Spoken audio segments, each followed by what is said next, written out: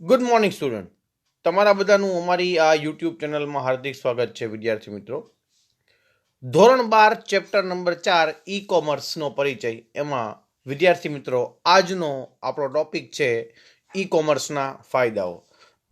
વિદ્યાર્થી મિત્રો આ ટોપિક પહેલા આપણે જો શરૂઆતમાં જો આપણે જઈએ તો સૌથી પહેલા ઈ કોમર્સના પરિચયની અંદર આપણે ઈ કોમર્સના જે વિનિયોગ છે એ જોયા હતા. તદુપરાંત એના પછીના લેક્ચરમાં આપણે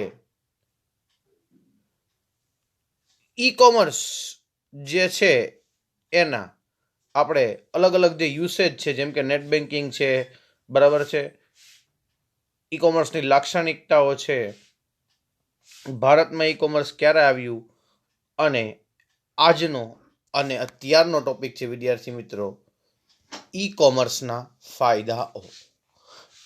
તો સૌથી પહેલો ફાયદો વિદ્યાર્થી મિત્રો, આ ઈ કોમર્સના ફાયદાઓમાંથી પણ એક ક્વેશ્ચન છે, દર વખતે પૂછાઈ જાય છે. નીચેનામાંથી ઈ કોમર્સના ફાયદાઓ કયા છે, નીચેનામાંથી ઈ કોમર્સની લાક્ષણિકતાઓ કઈ છે, નીચેનામાંથી ઈ કોમર્સના ગેરફાયદાઓ પણ કયા છે. તો આ ત્રણ વસ્તુઓ ઈ આપણને એમસીક્યુમાં પૂછાઈ જશે. સૌથી પહેલો ફાયદો છે વિદ્યાર્થી મિત્રો અવિરત સમય, એટલે કે 24x7 માટેની વ્યાપાર વ્યવસ્થા. આપ જાણો છો તેમજ ઈ કોમર્સની અંદર જે વસ્તુ ખરીદવાની કે વેચવાની જે સિસ્ટમ છે એ 24x7 હોય છે. એટલે કોઈ પણ સમયે તમે એને ઓર્ડર કરી શકો છો અને તમને છે એ તમારા જે સ્થળ સુધી એ વસ્તુ છે એ તમને મળી જાય છે. ઓછો ખર્ચ, એકદમ ઓછા ખર્ચની જે વાત આપણે કરી હતી કે જે સાંકળ હોય છે એ સાંકળમાંથી માલ પસાર, એટલે કે આપણો પ્રોડક્ટ છે એ પસાર નથી થતો હતો, જેથી કરીને આપણને જે કોસ્ટ છે, જે ખર્ચ છે એ ઓછો લાગે છે અને આપણને એકદમ ઓછા ભાવે આપણને વસ્તુ છે ઈ કોમર્સની અંદર મળી શકે છે. સરહદ કે ભૌગોલિક મર્યાદાનો અભાવ, સરહદ કે ભૌગોલિક મર્યાદાઓ નડતી નથી. વિદેશની વસ્તુઓ પણ આપણને ઓનલાઈન મળી શકે છે. તદુપરાંત આપણી જે ભારતની વસ્તુઓ પણ વિદેશ છે જાય છે. એટલે કે જેને આપણે ઇંગ્લિશમાં કહીએ તો ઇમ્પોર્ટ અને એક્સપોર્ટ થઈ શકે છે, આયાત અને નિકાસ. ઉન્નત અને વધુ સારી ગ્રાહક સેવાઓ. વિદ્યાર્થી મિત્રો, ગ્રાહક છે એને આપણે સારામાં સારી સેવા આપી શકીએ છીએ ઓનલાઈન દ્વારા. ઉન્નત અને વધુ સારી ગ્રાહક સેવા, એટલે જે ગ્રાહકને જે સર્વિસ આપવાની વાત હોય છે એ ગ્રાહકને આપણે આરામથી આપી શકીએ છીએ. આગળ જોઈએ જૂથ કાર્ય. જૂથ કાર્ય એટલે શું? તો કે ટીમ વર્ક. તો આ જગ્યાએ ઈ કોમર્સની અંદર ટીમ વર્ક છે ખૂબ જ જરૂરી છે. ગુજરાતીમાં આપણે કહેવત છે અને ઘણા લોકો પણ આવું બોલે છે, સૌનો સાથ સૌનો વિકાસ. તો આ જૂથ કાર્ય છે અહીંયા જરૂરી છે. બધા સાથે મળીને આ જે છે એ ઈ કોમર્સનું કામ કરે છે, જેથી કરીને આપણને આવી સરસ અને સારી જે સર્વિસ છે એ આપણને મળી શકે છે આપણા ઘર સુધી. બરાબર છે, આપણને વસ્તુ છે, સર્વિસીસ છે, બરાબર, આ બધી જ વસ્તુ આપણને પ્રાપ્ય છે. પરિવહનના સમયમાં ઘટાડો, ખર્ચમાં ઘટાડો. પરિવહનના સમયમાં છે એ ઘટાડો થાય છે, જેથી કરીને ખર્ચમાં પણ જે છે એ ઘટાડો થાય છે. પરિવહન એટલે એક જગ્યાએથી બીજી જગ્યાએ જે સ્થળાંતર કરવું પડે છે એનો જે છે કોસ્ટ છે એકદમ ઓછી થઈ જાય છે આપણા માટે. ઝડપ, તો ઝડપ તો છે જ એની અંદર. આપણને ઝડપથી તમે જે છે એ વસ્તુને જે છે ફોટોઝ જોઈ શકો છો, કમ્પેર કરી શકો છો. એવું નથી કે માત્ર ને માત્ર અમુક વેબસાઇટમાંથી લઈ શકાય છે. એ કેટલી વેબસાઇટ પણ છે, કેટલી કંપની જે સર્વિસીસ આપે છે, કે અલગ અલગ જે વેબસાઇટ છે ઈ કોમર્સની, એમાં તમને સૌથી ઓછા બજેટમાં જે તે વસ્તુ છે એ મળે છે. અલગ અલગ સ્કીમ હોય છે, એના ઉપર પણ ડિસ્કાઉન્ટ હોય છે. ક્રેડિટ કાર્ડથી એટલા ટકા, ડેબિટ કાર્ડથી એટલા ટકા, નેટ બેન્કથી એટલા ટકા. તો અલગ અલગ પ્રકારની જે સ્કીમ છે, યોજના છે એ તમને મળે છે, જેથી કરીને આપણને ઝડપ થાય છે વસ્તુ લેવડ દેવડમાં. આલા જે કોસ્ટ હોય છે, જે સમય હોય છે, ટાઈમ કોસ્ટિંગ છે, અહીં આગળ ઘટી જાય છે ઝડપની અંદર. આગળ જોઈએ વિદ્યાર્થી મિત્રો, હવે ઈ કોમર્સની મર્યાદાઓ. વિદ્યાર્થી મિત્રો એવું સમજી લ્યો કે જે ઈ કોમર્સ ના ફાયદાઓ હતા, બરાબર, જેવી રીતે ઈ કોમર્સના અલગ અલગ ફાયદા છે, એવી રીતે આ ઈ કોમર્સની અમુક મર્યાદા હોય છે. તો શું મર્યાદા હોય છે? પરિવર્તનનો પ્રતિકાર. આપણે પરિવર્તનનો પ્રતિકાર છે એ કરવો પડે છે. પ્રારંભિક ખર્ચ એટલે કે ઇનિશિયલ કોસ્ટ. પ્રારંભિક ખર્ચ આપણે એટલા માટે કરીએ છીએ વિદ્યાર્થી મિત્રો, કારણ કે આપણે વેબસાઇટ છે ડેવલપ કરાવવી પડે છે. તદુપરાંત તે વેબસાઇટને લગતા જે ખર્ચા છે, જે મેન્ટેનન્સ ચાર્જ છે એ આપણે ચૂકવવો પડે છે. આપણે એ ખર્ચાયેલ એક્સપેન્સીસ છે એ કરવા પડતા હોય છે. સુરક્ષામાં આપણે એવું કહી શકીએ કે ક્યારેક આવી બધી જે વેબસાઇટ છે એમાં સુરક્ષા રહેતી નથી. પાસવર્ડ લીક થઈ જવા, અનિચ્છનીય મેસેજ આવવા, અલગ અલગ પ્રકારના જે ફોન કોલ્સ દ્વારા એટીએમ નંબર છે, પિન નંબર છે, આવી બધું માગણી કરાતી હોય છે. વિદ્યાર્થી મિત્રો, વચ્ચે એક વાત નીકળી એટલે ખાસ કહી દઉં કે ઘણીવાર આપણામાંથી બેંકમાંથી બોલું છું એવું કરીને ફોન આવતા હોય છે. તો આવા બધા ફોનથી સચેત રહેજો, કારણ કે ક્યારેય પણ કોઈ પણ બેંક તમારી પર્સનલ ડિટેલ્સ છે કે એટીએમ નંબર છે કે આધાર કાર્ડ નંબર છે કે તમારા રેશન કાર્ડ નંબર છે કે તમારો પિન છે કે તમારો સીવીવી નંબર છે, તમારું કાર્ડ ક્યારે એક્સપાયર થાય છે, તમારા કાર્ડના પાછલા નંબર 4 નંબર શું છે, 5 નંબર શું છે, આગલા 2 નંબર શું છે, આવી કોઈ પણ પ્રકારની જે માહિતી છે એ બેંક ક્યારેય માગતી નથી. જે વ્યક્તિઓ માગે છે એનો ઈરાદો ખરાબ હોઈ શકે છે, કારણ કે સુરક્ષાની વાત અહીંયા આવી છે. તો આ સુરક્ષા છે એ અહીંયા આગળ જે છે એ ઓછી રહેશે અથવા તો રહેતી નથી, આપણે એવું કહી શકીએ છીએ. જેના માટે કંઈક અંશે આપણે પણ જવાબદાર છીએ, કારણ કે આપણે સુરક્ષાના જે ઉપાયો છે એ વ્યવસ્થિત કર્યા નથી. તો આપણા તકેથી પણ આ સુરક્ષા રાખવી જરૂરી છે. ગોપનીયતા એટલે શું? તો કે સિક્રેસી એટલે કે જેને આપણે સિક્રેટ જે કહીએ છીએ. તો ગોપનીયતા છે એ રાખી શકાતી નથી, કારણ કે આ બધી વસ્તુ છે એકદમ ટ્રાન્સપરન્સી હોય છે. જે વસ્તુનો ભાવ એક વેબસાઇટમાં 500 રૂપિયા હોય, બીજી વેબસાઇટમાં કદાચ 600 રૂપિયા પણ હોય, અને એના પછીની વેબસાઇટમાં કદાચ એ વસ્તુનો ભાવ 200 રૂપિયા પણ હોઈ શકે છે. તો આજે ગોપનીયતા છે એ રહેતી નથી. વિશ્વાસનો અભાવ એટલે કે લેક ઓફ ટ્રસ્ટ. જનરલી વિશ્વાસનો અભાવ એટલા માટે આવે છે કારણ કે ગ્રાહકે જે વિશ્વાસ મૂક્યો હોય છે એ વિશ્વાસનું ક્યારેક ખંડન થતું હોય છે. તો એ લાગે ત્યારે ગ્રાહક છે એને એ અવિશ્વાસ મુકાઈ જાય છે, અથવા વિશ્વાસનો અભાવ આવે છે. કારણ કે વિશ્વાસના અભાવ આવવાના રીઝન ઘણા બધા છે. આજકાલ ઓનલાઈનની છેતરપિંડીઓ પણ થાય છે, પણ વિદ્યાર્થી મિત્રોમાં ગભરાવાની કંઈ જરૂર નથી. ઓનલાઈન છેતરપિંડીમાં મહદ અંશે બંને બાજુએ થોડો ઘણો વાંક હોય છે, કારણ કે અમુક જે વસ્તુ છે એ આપવામાં આવેલી હોય ત્યારે આવું બધી વસ્તુ છે એ બને છે. જેથી કરીને આવા બધા જે વિશ્વાસના જે ફેક્ટર છે આપણને ત્યારે નડી જાય છે. બરાબર છે. બાકી આપણે એવું કહી શકીએ કે જો તમે તમારા પાસવર્ડ આ બધી જે વસ્તુ છે કોઈને શેર ન કરો, અને પાસવર્ડ છે એ તમે સ્ટ્રોંગ રાખો છો, બરાબર, વીક રાખતા નથી, જેમ કે મોબાઈલ નંબર છે, ગાડી નંબર છે, તો આવી બધી વસ્તુઓ ન રાખતા કંઈક એવો પાસવર્ડ કે જે આપણા મનમાં હોય જ નહીં, એટલે કોઈ ત્રીજો વ્યક્તિ એને ધારી અને પાસવર્ડ પર ક્રેક ન કરી શકે એવો સ્ટ્રોંગ પાસવર્ડ છે એ રાખવાની હોય છે, જેથી કરીને આપણા પાસવર્ડ છે એ સુરક્ષિત થાય, આપણા ડેટા, આપણી ઇન્ફોર્મેશન છે એ સુરક્ષિત થાય. તમને લોકોને એક સરસ વાત કહી દઉં કે આપણે 21st સેન્ચુરી માટે શું છે, તો કે data is the currency for 21st century. કોઈ પણ વસ્તુનો જે ડેટા છે એ 21st સેન્ચુરી માટે કરન્સી છે. તો અહીંયા આગળ વિશ્વાસનો અભાવ જોવા મળે છે. ઉત્પાદનને પહોંચાડવાનો સમય. આપણે જાણીએ છીએ કે દિલ્હીમાં કોઈ પ્રોડક્ટ બનતી હોય અને જૂનાગઢના કોઈ ગામડામાં મગાવવામાં આવેલું હોય, તો દિલ્હીથી જ્યારે માલ નીકળે છે, પ્રોડક્ટ નીકળે છે, તો એને જે સમય લાગે છે, એને જે વાર લાગે છે, એ આપણે જે છે એ ધ્યાન રાખવું પડે છે. ફળ, શાકભાજી એટલે કે જનરલી એવી વસ્તુઓ કે જે જલ્દી બગડી જાય છે, અથવા તો જે નાશવંત છે, એટલે કે જેને ઓનલાઈન છે એ આપણે પસંદ કરી શકતા નથી, એવી વસ્તુઓ છે એને આપણે ઓનલાઈન છે એ લેતા નથી હોતા. આ સ્પર્શવાની, ધારણ કરવાની, પ્રત્યક્ષ અનુભવની સુવિધા ઉપલબ્ધ નથી. ઘણા વ્યક્તિઓ જો ઘરેને લેતા હોય, શર્ટ કે બૂટ લેતા હોય, તો એને સ્પર્શ કરવાની, એને ધારણ કરવાની જે એક પ્રત્યક્ષ લાગણી એટલે કે પ્રત્યક્ષ અનુભવ ધરાવતી આ બધી જે અલગ અલગ વસ્તુઓ છે એ આપણે કરી શકતા નથી, કારણ કે આપણને ઇમેજ સ્વરૂપે આપવામાં આવે છે. બરાબર છે. જ્યારે આપણે ફિઝિકલ જોઈએ છે ત્યારે કદાચ આપણે દુકાનદારની પરમિશનથી આપણે કોઈ પણ વસ્તુ છે, સપોઝ કે તમે નેકલેસ લેવા જાઓ છો અને ત્યારે તમને આવી કોઈ ઇન્ફોર્મેશન મળે છે, તો તમે ત્યારે એ વેબસાઇટ બનાવવા માટેના કોસ્ટ છે એ તૈયાર કરો છો, તો ત્યારે આપણને એવો આઈડિયા આવે છે કે આ બધી જે વસ્તુઓ છે એને આપણે સ્પર્શ નથી કરી શકતા, ખાલી એક અઝ્યુમથી જ આપણે આ બધી વસ્તુનો ઉપયોગ કરી શકીએ છીએ. આગળ જોઈએ, ડેબિટ કાર્ડનો ઉપયોગ નાની અને મોટી ચૂકવણી માટે યોગ્ય નથી. ડેબિટ કાર્ડ એટલે કે એટીએમ કાર્ડ. એટીએમ કાર્ડનો ઉપયોગ છે નાની, એકદમ નાની વસ્તુ, કોકને 2 રૂપિયા આપવાના હોય, કોકને 5 રૂપિયા આપવાના હોય, કોકને 10 રૂપિયા આપવાના હોય, તો આપણને સહેલું લાગશે કે જ્યારે cash by hand, by cash એને આપી દઈએ છીએ.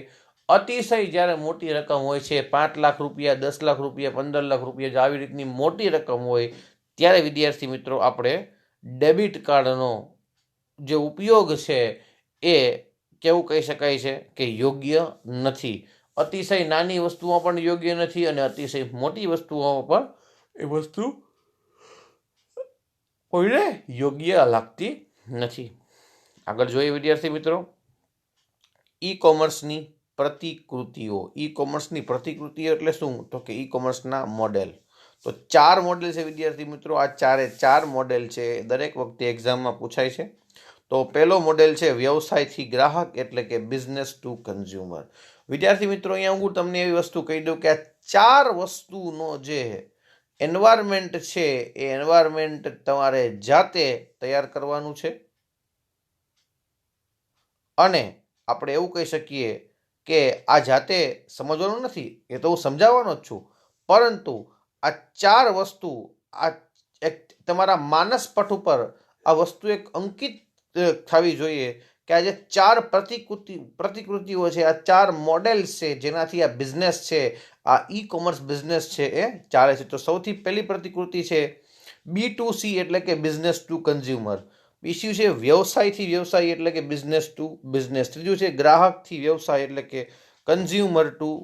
ગ્રાહકથી ગ્રાહક એટલે કે કન્ઝ્યુમર ટુ કન્ઝ્યુમર, અને ગ્રાહકથી વ્યવસાય એટલે કે કન્ઝ્યુમર ટુ બિઝનેસ. અને આપણે શોર્ટ ફોર્મમાં પણ એવું કહી શકીએ છીએ B2C, B2B, C2C અને C2B. તો સૌથી પહેલું આપણે વિદ્યાર્થી મિત્રો જોઈશું B2C એટલે કે બિઝનેસ ટુ કન્ઝ્યુમર. વ્યવસાયથી ગ્રાહક એટલે કે બિઝનેસ ટુ કન્ઝ્યુમર. ઇન્ટરનેટ દ્વારા વેબસાઇટના ઉપયોગથી વ્યવસાયિકો કે સંસ્થાઓ તેમના ઉત્પાદનો કે સેવાઓનું વેચાણ કરે છે. ગ્રાહક કોઈપણ સમયે તેને ઉત્પાદનને ખરીદી શકે છે. ઉત્પાદનનું વેચાણ મધ્યસ્થી વિના થાય છે, તેમાં ગ્રાહક એક સ્વતંત્ર વ્યક્તિ છે. જે આપણે સમજાવી રહ્યા હતા કે એ અલગ અલગ વ્યક્તિઓ પાસેથી પસાર થતું હોય છે જ્યારે વસ્તુ, ત્યારે સૌ કોઈ પોતાના નફાની વસ્તુ એમાંથી કાઢી લે છે અને એને મેન માલિક સુધી મોકલે છે, ત્યારે વચ્ચે જ્યારે યુઝર છે એને સાવ ઓછા પૈસા છે એ મળે છે. તો અહીંયા આગળ B2C એટલે કે વ્યવસાયથી ગ્રાહક, બરાબર છે, એમાં ઉત્પાદનનું વેચાણના મધ્યસ્થી હોય છે અને ગ્રાહક છે એક સ્વતંત્ર વ્યક્તિ હોય છે. આમ પણ દરેક જગ્યાએ ગ્રાહક છે એ એક સ્વતંત્ર વ્યક્તિ જ હોય છે. આગળ જોઈએ, ઇન્ટરનેટ પર આ પ્રતિકૃતિ સૌથી વધુ જોવા મળે છે. કઈ છે? કન્ઝ્યુમર ટુ બિઝનેસ એટલે બિઝનેસ ટુ કન્ઝ્યુમર એટલે કે B2C.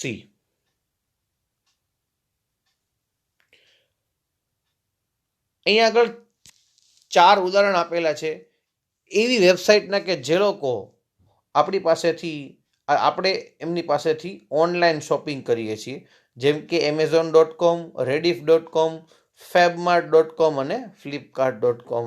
તો આ 4 વેબસાઇટ છે એમાંથી આપણે જઈને આપણે આપણી વસ્તુઓ છે એ લઈ શકીએ છીએ, બરાબર છે, અને સેવાઓ પણ આપણે છે એને ખરીદી શકીએ છીએ. આગળ જોઈએ વિદ્યાર્થી મિત્રો, વ્યવસાયથી વ્યવસાય એટલે કે B2B. જુદા જુદા વ્યવસાયો વચ્ચે થતી ઈ કોમર્સ પ્રવૃત્તિઓમાં વેચનાર અને ખરીદનાર બંને વ્યવસાય હોય છે. અહીંયા આગળ ઊંધું થઈ ગયું છે કે વેચનાર અને ખરીદનાર બંને વ્યવસાય હોય છે, એટલે બંને બિઝનેસમેન હોય છે. જેમ કે પુરવઠાકાર, વિતરક કે અન્ય માધ્યમોથી વચ્ચે ઈ સંબંધની સ્થાપના કરે છે, તેમાં ગ્રાહક એક સંસ્થા છે. અહીં આગળ ગ્રાહકને સંસ્થા એટલા માટે મૂકવામાં આવેલી છે વિદ્યાર્થી મિત્રો, કારણ કે બંને જે એક્ટિવિટી છે એ બિઝનેસ પાર્ટનર્સ વચ્ચે થતી હોય છે, બરાબર, એટલા માટે એને આપણે જે છે એ લોકલ બિઝનેસ પાર્ટનર છે એવું કહી શકીએ છીએ. ઉદાહરણ તરીકે commodity.com અને tradeindia.com. વિદ્યાર્થી મિત્રો, આ વેબસાઇટ છે એ બહુ ફેમસ છે. તદુપરાંત આપણે ગુજરાતની જે ભારતની વેબસાઇટ છે એને આપણે ખાસ છે એનો આપણે ઉપયોગ આપણે કરીશું. બરાબર છે. તદુપરાંત ઘણી બધી વેબસાઇટ ઇન્ટરનેશનલની પણ સારી છે, તમે એમાં ઉપયોગ કરી શકો છો. વ્યવસાયથી વ્યવસાયી, જુદા જુદા વ્યવસાયીઓ વચ્ચે થતી ઈ કોમર્સની પ્રવૃત્તિઓમાં વેચનાર અને ખરીદનાર બંને વ્યવસાય હોય છે. કોઈ પણ વસ્તુની અંદર જ્યારે ઇન્ટરનેટ આવે છે એટલે આપણે એવું કહી શકીએ કે કોમર્સની સિસ્ટમની અંદર જ્યારે ઇન્ટરનેટ આવે છે ત્યારે તે વસ્તુને આપણે ઈ કોમર્સ કહી શકીએ છીએ. તો commodity.com અને tradeindia.com કે શેર બજારની કોઈ પણ વેબસાઇટ હોય છે, તમે આમાં લઈ શકો છો, કારણ કે શેર લેનાર અને વેચનાર બંને છે એ કંપનીના પાર્ટનર હોઈ શકે છે અથવા તો શેર લેનાર કે વેચનાર હોઈ શકે છે, જેથી કરીને એ લોકો પોતાની કંપનીમાં પોતાનો હિસ્સો છે એ દર્શાવી શકે છે, પ્રોડક્ટ ખરીદી શકે છે. તો આ બધી વસ્તુ કરે છે. તો એક છે commodity.com અને tradeindia.com. આગળ જોઈએ વિદ્યાર્થી મિત્રો, ગ્રાહકથી ગ્રાહક એટલે કે ગ્રાહકથી ગ્રાહક વચ્ચે થતી ઈ કોમર્સ પ્રવૃત્તિઓમાં ત્રાહિત પક્ષની સંડોવણી વગર હરાજી કે જાહેરાત વડે સોદાની સુવિધા ઇન્ટરનેટના ઉપયોગ કરતા વેચનાર કે ખરીદનાર બની શકે છે. B2C પ્રતિકનું ઉદાહરણ હરાજી માટેની વેબસાઇટ છે. આપણે એવું કહી શકીએ કે કસ્ટમર ટુ કસ્ટમર જે વેબસાઇટ છે, બરાબર છે, એ માટે આપણે આનો ઉપયોગ કરી શકીએ છીએ. આજે B2C છે, બિઝનેસ ટુ કન્ઝ્યુમર, એનું જે છે એની અંદર બિઝનેસમેન સાથે કન્ઝ્યુમર એટલે કે ગ્રાહક આવે છે. આની અંદર ગ્રાહકથી જ ગ્રાહક વચ્ચે જે પ્રોસેસ થાય છે તેને આપણે એવું કહી શકીએ છીએ. તો આપણે આગળ જોઈએ C2C. B2C પ્રતિકનું ઉદાહરણ હરાજી માટેની વેબસાઇટ પણ હોઈ શકે છે, જેમ કે ebay.com, OLX.com અને quicker.com, જેમાં જે વ્યક્તિ સપોઝ કે આપણે OLX વિશે ખ્યાલ છે કે જો જૂની વસ્તુ છે એ મૂકતી હોય છે, તો આ જૂની વસ્તુ જે હોય છે એનો ભાવ છે એકદમ ઓછો કરી નાખ્યો હોય છે, કારણ કે જે વ્યક્તિ હોય છે એને એ વસ્તુને યુઝ કરેલી હોય છે.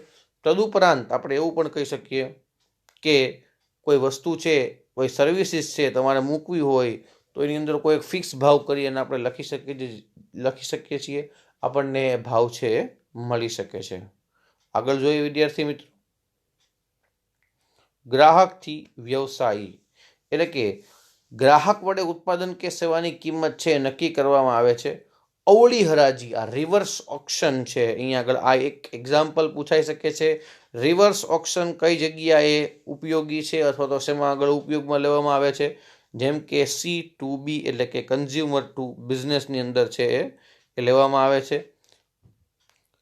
ગ્રાહકોને ઉત્પાદન કે સેવા આપવાની બોલી લગાવે છે. ભાવતાલના સમયમાં ઘટાડો કરવામાં મદદરૂપ થાય છે. જનરલી આપણે એવું કહી શકીએ કે જે સેવા છે વસ્તુ લેવા મૂકવાની, એની જે પ્રારંભિક કિંમત છે એને જે એવું કહી શકીએ કે એના જે પેરામીટર્સ છે, એના જે ક્રાઇટેરિયા છે, એની અંદર આપણા જે છે જે બધી પદ્ધતિ છે એ ફૂલફિલ થઈ જાય છે અને ગ્રાહકના જે ક્રાઇટેરિયા હોય છે એ ક્રાઇટેરિયા ફૂલફિલ થઈ જાય છે. બરાબર છે. એટલા માટે એને C2B એવું કહેવામાં આવે છે અને એને અવળી હરાજી પણ આપણે કહી શકીએ છીએ. તો અવળી હરાજી માટે છે બીડ સ્ટોલ અને glee.in. વિદ્યાર્થી મિત્રો, આ બધી જે વેબસાઇટ છે એ આપણે ખાસ યાદ રાખીશું. આગળ વધીએ વિદ્યાર્થી મિત્રો. તો હવે આવે છે ઈ કોમર્સની સરકારી પ્રવૃત્તિઓ, પણ એ પહેલાં એક વખત ઝડપથી આપણે જે છે એ રિવિઝન માટે એવું કહી શકીએ B2C એટલે કે એવી વેબસાઇટ કે જેની અંદર કન્ઝ્યુમર છે એ ખરીદનાર છે, એટલે કે વસ્તુઓ કે સેવાઓને વસ્તુ જે છે એ લે છે. B2B એટલે કે બિઝનેસ ટુ બિઝનેસ, કે જેની અંદર બંને પાર્ટનર છે એ બિઝનેસમેન હોય છે, એટલે કે શેર ખરીદનાર અને વેચનાર જેવી આપણે વેબસાઇટ કહી શકીએ છીએ. ગ્રાહકથી ગ્રાહક, જેમાં એક ગ્રાહક બીજા ગ્રાહકને જે છે એ વસ્તુ વેચી શકે છે, સર્વિસ વેચી શકે છે, એટલે કે ગ્રાહકથી ગ્રાહક કહે છે. ગ્રાહકથી વ્યવસાયી, જેને આપણે એવું કહી શકીએ છીએ કે રિવર્સ ઓક્શન, એટલે કે ક્લાયન્ટ ટુ બિઝનેસ, એમાં જે છે એને રિવર્સ ઓક્શન કહે છે. એના માટેની જે વેબસાઇટ છે દરેક માટે, તો આ વેબસાઇટ છે એ તમે નોંધી રાખજો, કારણ કે આ વેબસાઇટ છે એ આપણને પૂછાય છે વિદ્યાર્થી મિત્રો. તો વિદ્યાર્થી મિત્રો, તો હવે આવે છે ઈ કોમર્સની સરકારી પ્રવૃત્તિઓ, એટલે કે G2B, G2C અને G2C.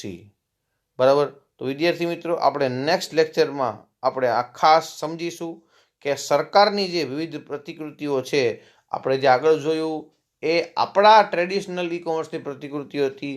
હવે કોરોના કાળની આ મહામારીની વચ્ચે પણ આપણને રોજી મળતી રહે, તેથી કે સરકારનો જે છે એ આપણે એવું કહી શકીએ કે કોરોના કાળની અંદર જે છે એ ગરીબ માણસોને પણ રોજી મળતી રહે છે, એના માટે પણ એ લોકો પ્રયાસ કરતા હોય છે. તો એવી જ આ કંઈક સરકારની અલગ અલગ પ્રતિકૃતિઓ છે કે જેથી કરીને ગ્રાહકને છે એ ફાયદો થતો હોય છે.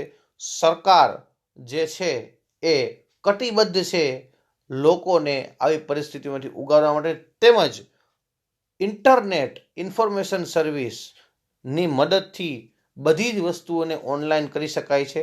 તો આવી જ કંઈક સરકારની અલગ અલગ પ્રતિકૃતિઓ છે, તો તેને આપણે જે છે એ આવતા લેક્ચરમાં, એટલે કે નેક્સ્ટ લેક્ચરમાં જોઈશું. તો ત્યાં સુધી બધાને good bye, take care and stay bless.